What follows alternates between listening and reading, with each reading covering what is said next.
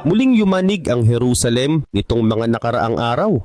Mahigit 50,000 na Hudyo ang sabay-sabay nagtipon sa Western Wall, ang pader na natitirang bahagi ng dating Jewish temple at isa sa pinakabanal na lugar ng mga Hudyo. Hindi ito ordinaryong pagtitipon, hindi ito simpleng ritual. Sa harap ng Temple Mount, ang burol kung saan dating nakatayo ang templo, libu-libong tao ang sabay-sabay sumigaw, humingi ng tawad at nanalangin para sa awa ng Diyos. Parang iisang tinig, iisang puso. Habang papalubog ang araw sa likod ng lumang pader ng banal na lungsod, tumatama ang ginintuang liwanag sa mga batong libu-libong taon na ang tanda.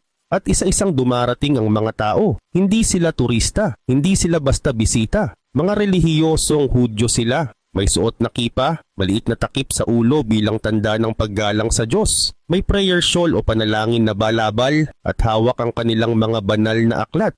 Galing sila sa iba't ibang bahagi ng Israel at ng mundo. Lahat ay may iisang pakay, makibahagi sa isang panalangin nangyayari lang once a year. Ang tinatawag nila na Selichot prayers, ibig sabihin mga panalangin ng paghingi ng tawad bago magsimula ang pinakamahalagang araw sa Jewish calendar. Pero ngayong taon, iba ito. Sobrang iba. 50,000 na tinig ang sabay-sabay humingi ng kapatawaran. 50,000 na kaluluwa ang sabay-sabay umiyak sa Diyos. Sa wikang Hebreo, paulit-ulit nilang sinigaw, Lord, Lord, merciful and gracious God. Hindi ito tunog ng normal na seremonya. Tunog ito ng desperasyon. Parang alam nilang may paparating. Sa totoo lang, kapag nakita mo ang mga eksenang iyon, tatayo ang balahibo mo. Dahil ramdam mong may mas malalim na nangyayari.